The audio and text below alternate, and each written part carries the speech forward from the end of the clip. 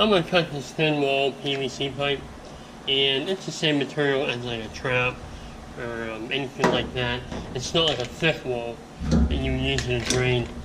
And I'll just use my cutter, my PVC shear, and I put it on there and I give it a little bit of tension, and then I spin it.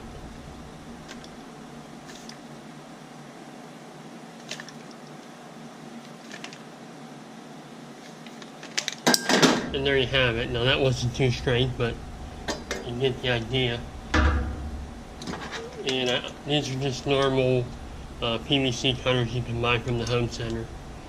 And I'll do it again. Now mine are a little bent just from beating them up on the job site, so your cutter will probably come out a lot better. Just a little bit of tension and spin.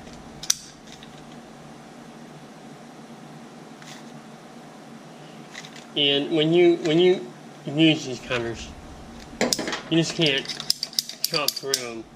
This it won't hold up to the pressure on the blade pushing through it.